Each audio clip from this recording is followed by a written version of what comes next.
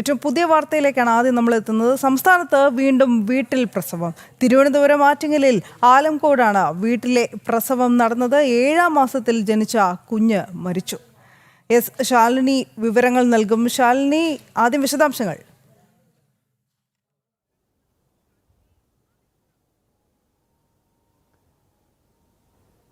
അനു സൂചിപ്പിച്ചതുപോലെ തന്നെ നാടിനെ ഞെട്ടിച്ചുകൊണ്ടാണ് തിരുവനന്തപുരത്ത് നിന്നും ഒരു വീട്ടിലെ പ്രസവം വാർത്ത വരുന്നത്. ആറ്റിങ്ങലിലാണ് ഈ സംഭവം നടന്നിട്ടുള്ളത്. കുഞ്ഞ് മരണപ്പെട്ടിട്ടുണ്ട് എന്നുള്ളതാണ് നമുക്കിപ്പോൾ ലഭ്യമായിട്ടുള്ള വിവരം. ആറ്റിങ്ങലിലെ ആലംകോട് എന്ന് പറയുന്ന സ്ഥലത്താണ് വീട്ടിൽ പ്രസവം നടന്നത്. ബുധനാഴ്ചയാണ് ഈ സംഭവം നടന്നിട്ടുള്ളത് എന്നുള്ളതാണ് നമ്മൾ മനസ്സിലാക്കുന്നത്. 7-ാം മാസമാണ് പ്രസവം നടന്നിട്ടുള്ളത്. ഒപ്പം തന്നെ ആംബുലൻസ് എത്തുന്നതിന് മുൻപ് തന്നെ കുട്ടി മരിച്ചു എന്നുള്ളതാണ് പ്രദേശവാസികളും ഒപ്പം തന്നെ സ്ഥലത്തെ ചില വ്യക്തികൾ നമ്മളോട് വ്യക്തമാക്കിയിട്ടുള്ളത്. വീട്ടുകാർ അടക്കമുള്ളവരും അത്തരത്തിൽ ചില സൂചനകൾ കൂടി നൽകുന്നുണ്ട്.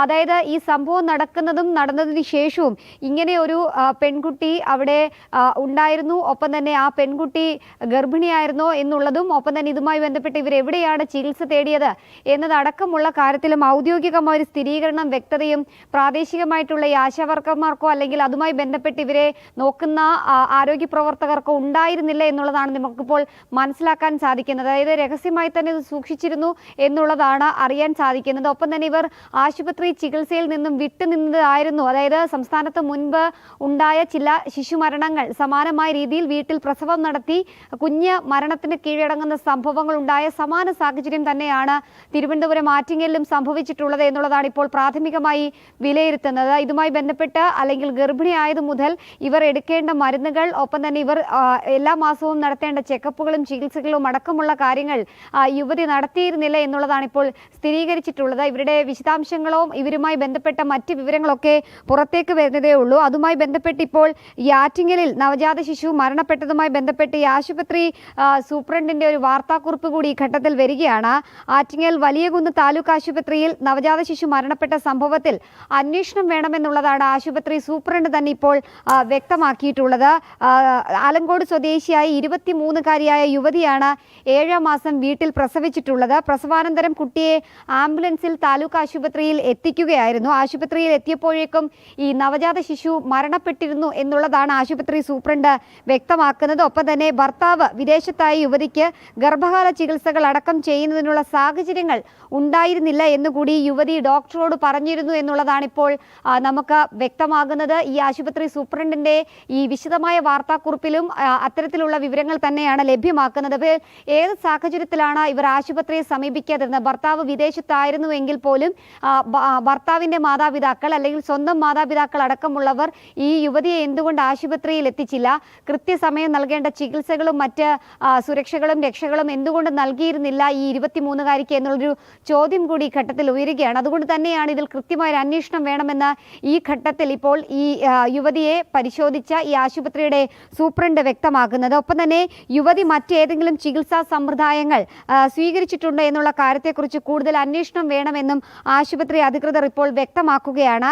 ആറ്റിങ്ങൽ ആലംകോട് കേന്ദ്രീകരിച്ച് പ്രവർത്തിക്കുന്ന ഒരു അക്വാപഞ്ചർ കേന്ദ്രത്തിൽ ചികിത്സ തേടിയ ഗർഭിണികൾക്ക് ആരോഗ്യ പ്രശ്നങ്ങൾ ഉണ്ടായതിനെ തുടർന്ന് ആശുപത്രി അധികൃതർ ഇത്തരം കേന്ദ്രങ്ങളെക്കുറിച്ചുള്ള അന്വേഷണമൊക്കെ തന്നെ നടത്തി വരികയായിരുന്നു. അതുമായി ബന്ധപ്പെട്ട് ആരോഗ്യ വകുപ്പിനെ അടക്കം അറിയിക്കാനുള്ള നടപടികളും സ്വീകരിച്ചിരിക്കും. അപ്പോൾ ഈ അക്വാപഞ്ചർ ചികിത്സകൾ ഏതെങ്കിലും ഈ യുവതി സ്വീകരിച്ചിട്ടുണ്ടോ?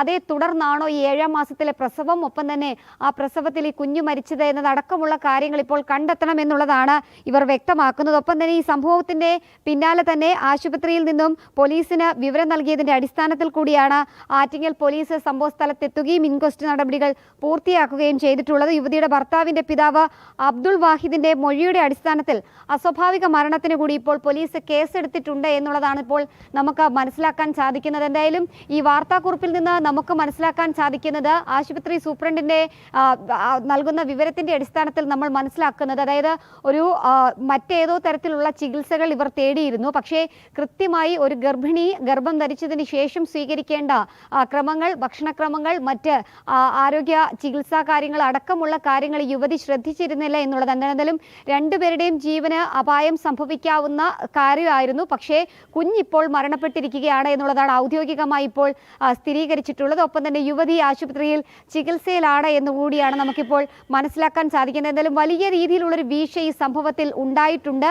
സംസ്ഥാനത്ത് മറ്റ് ജില്ലകളിൽ, പ്രത്യേകിച്ച് കഴിഞ്ഞ ദിവസങ്ങളിലൊക്കെ വാർത്തകൾ വന്ന മലപ്പുറം അടക്കമുള്ള ചില ജില്ലകളിൽ ഇത്തരത്തിലുള്ള അക്വാപഞ്ചർ ചികിത്സ തേടുകയും ഒപ്പം തന്നെ ഗർഭിണിയായതിനു ശേഷം മരുന്നുകൾ കഴിക്കാതിരിക്കുക, അല്ലെങ്കിൽ മറ്റ് ആയുർവേദ അലോപ്പതി മരുന്നുകളൊന്നും തന്നെ സ്വീകരിക്കാതെ സ്വയം ചികിത്സ നടത്തി അത് പിന്നീട് ഇത്തരത്തിലുള്ള സംഭവങ്ങളിലേക്ക് വഴിവെക്കുന്നു. അതിന്റെ ഒരു അവസാന ഉദാഹരണമായി ആറ്റിങ്ങൽ സംഭവം മാറുകയാണ്. എന്തായാലും സംഭവത്തിൽ വിശദമായ തീർച്ചയായും ശാലിനി പറഞ്ഞ പോലെ തന്നെ ഏത് സാഹചര്യത്തിലാണ് ഇപ്രകാരം വീട്ടിലെ പ്രസവം നടത്തേണ്ടി വന്നത് ഇവർക്ക് എന്ന് കൂടുതൽ അന്വേഷണത്തിലൂടെ വ്യക്തമാക്കാൻ കഴിയൂ. പക്ഷേ ഇത്തരം ഒരു അപകടകരമായ സാഹചര്യം ഇത് ഒരുക്കിയതിൽ ഉത്തരം കണ്ടെത്തിയേ മതിയാകൂ എന്നതിൽ തർക്കമില്ല. വീട്ടിലെ പ്രസവങ്ങൾ, അതേ തുടർന്നുള്ള മരണങ്ങൾ നമുക്കറിയാം. മാതൃ ശിശു മരണനിരക്ക് അനുപാതമൊക്കെ ഒരു കാലത്ത് ഊറ്റം കൊണ്ടിരുന്ന കേരളത്തിൽ പിന്നീട് എപ്രകാരമാണ് ഇതിൽ വ്യതിയാനം വന്നത്, അതിന് മലബാർ മേഖലയെ പ്രത്യേകിച്ചും കേന്ദ്രീകരിച്ച് ഇത്തരം വീട്ടിലെ പ്രസവങ്ങൾ നടക്കുന്നത് എത്രമാത്രം കോൺട്രിബ്യൂട്ട് ചെയ്തു എന്നൊക്കെ നമ്മൾ കണ്ടതാണ്. അതുകൊണ്ട് തന്നെ അതിനുശേഷം ആരോഗ്യവകുപ്പ്, പ്രത്യേകിച്ച് ആരോഗ്യവകുപ്പ് കൈകാര്യം ചെയ്യുന്ന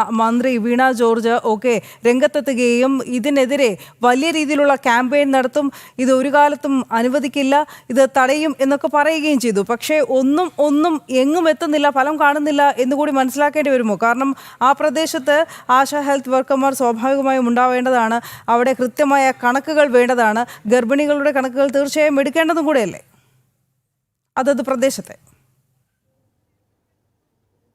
അത് തീർച്ചയായും അത്തരത്തിൽ തന്നെയാണ്. കാരണം ഒരു പെൺകുട്ടിയെ വിവാഹം കഴിച്ച് മറ്റൊരു ഇടത്തേക്ക് കൊണ്ടുവന്നാൽ അപ്പോൾ മുതൽ ആ പെൺകുട്ടിയെ നിരീക്ഷിക്കുന്നത് അവിടുത്തെ പ്രാദേശികമായിട്ടുള്ള ആശാ വർക്കർമാർ, ഒപ്പം തന്നെ ആരോഗ്യ പ്രവർത്തകരാണ്. അതിനുശേഷം ഈ ഗർഭിണിയാണ് എന്നറിഞ്ഞ നിമിഷം മുതൽ അവർക്ക് വേണ്ട ചികിത്സകൾ നൽകുന്നത്, അവരുടെ മാസാമാസമുള്ള അവരുടെ ചെക്കപ്പുകൾ, അവരുടെ കുത്തിവെപ്പുകൾ, കുഞ്ഞുണ്ടായാൽ കഴിഞ്ഞാൽ കുഞ്ഞിൻ്റെ കുത്തിവെപ്പ്, പോളിയോ നൽകുന്നത് അടക്കമുള്ള എല്ലാ കാര്യങ്ങളും ശ്രദ്ധിക്കുന്നത് ഈ ആരോഗ്യ പ്രവർത്തകരാണ്. പക്ഷേ ഇവരുടെ ഒന്നും കണ്ണിൽ പെട്ടിരുന്നില്ല ഈ യുവതി എന്നുള്ളതാണ് നമുക്കിപ്പോൾ പ്രാഥമികമായി മനസ്സിലാക്കാൻ സാധിക്കുന്നത്. അതോ ഇവർ ഈ ആശാവർക്കർമാർ അടക്കമുള്ളവർ ബന്ധപ്പെട്ടിട്ടും ഇവർ ചികിത്സയോട് സഹകരിക്കാത്തതാണോ എന്നതടക്കമുള്ള കാര്യങ്ങളിൽ ഇനിയും വ്യക്തത വരേണ്ടതായിട്ടുണ്ട്. എന്തായാലും ഗുരുതരമായിട്ടുള്ള വീഴ്ച കുടുംബത്തിന്റെ ഭാഗത്തു നിന്നുണ്ടായിട്ടുണ്ട്, യുവതിയുടെ ഭാഗത്തു നിന്ന് ഉണ്ടായിട്ടുണ്ട് എന്നുള്ളതാണ് നമ്മൾ മനസ്സിലാക്കുന്നത്. അതായത് അക്വാപഞ്ചർ ചികിത്സയൊക്കെ തന്നെ നേടി അതുമായി ബന്ധപ്പെട്ട് മുന്നോട്ട് പോകുന്നത്, അതായത് ഒരു സ്ഥിരീകരിക്കാത്ത രീതിയിലുള്ള ചികിത്സാ രീതി ഫോളോ ചെയ്യുന്നത് വഴി മറ്റ് ആരോഗ്യ പ്രശ്നങ്ങൾ അടക്കം ഉണ്ടാകുന്ന തരത്തിലേക്ക് എത്തുമ്പോൾ ആരോഗ്യ വകുപ്പ് തന്നെ ഇതിനെതിരെ കടുത്ത നടപടികൾ സ്വീകരിക്കുന്ന പല ഘട്ടങ്ങളിൽ ആരോഗ്യമന്ത്രി വീണ ജോർജ് പറഞ്ഞതാണ്. പക്ഷേ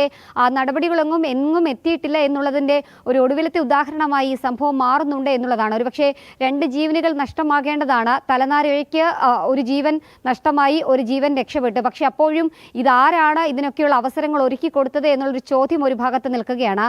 യുവതി ആശുപത്രി അധികൃതരോട് പറഞ്ഞത് പ്രകാരമാണ് എങ്കിൽ ഭർത്താവ് വിദേശത്താണ്, അതുകൊണ്ട് തന്നെ അതുമായി ബന്ധപ്പെട്ട ചികിത്സാ രീതികളുമായി മുന്നോട്ട് പോകാൻ കഴിഞ്ഞിരുന്നില്ല, ആശുപത്രിയിൽ കൊണ്ടുപോകാൻ ആരും ഉണ്ടായിരുന്നില്ല എന്നൊക്കെയുള്ള വിചിത്ര ന്യായങ്ങളാണ് ഇപ്പോൾ യുവതി പറയുന്നത്. ഗർഭകാല ചികിത്സകളടക്കം ചെയ്യുന്നതിനുള്ള സാഹചര്യങ്ങൾ ഉണ്ടായിരുന്നില്ല എന്നുള്ളതാണ്. പക്ഷേ സാഹചര്യം എന്നതിനപ്പുറം മറ്റേതെങ്കിലും തരത്തിലുള്ള സമ്മർദ്ദം യുവതിക്ക് നേരെയോ കുടുംബത്തിന് നേരെയോ, അല്ലെങ്കിൽ ഇവർ ആ ചികിത്സകളോട് മുഖം തിരിഞ്ഞ് നിന്നതാണോ എന്നതടക്കമുള്ള കാര്യങ്ങളിൽ ഒരു വ്യക്തത വരണം. എന്നാലും സംഭവത്തിൽ ഇപ്പോൾ പോലീസ് അന്വേഷണം ഒരു ഭാഗത്ത് നടക്കുകയാണ്. ആരോഗ്യവകുപ്പ് പരാതിയുമായി ഇപ്പോൾ രംഗത്തെത്തിയിട്ടുണ്ട്. ആരോഗ്യവകുപ്പും ഒപ്പം തന്നെ ആശുപത്രി അധികൃതരും അറിയിച്ചതിൻ്റെ അടിസ്ഥാനത്തിലാണ് പോലീസ് എത്തുകയും ഈ വിവരം ഇപ്പോൾ പുറം ലോകത്തേക്ക് എത്തിയിട്ടുമുള്ളത്. എന്തായാലും നടപടികൾ മുന്നോട്ട് പോവുകയാണ്. അതേസമയം തന്നെ കുട്ടി മരിച്ചു. കുട്ടിയുടെ മൃതദേഹം ഇപ്പോൾ ആറ്റിങ്ങലിലെ ആശുപത്രിയിൽ മോർച്ചറിയിലാണ്.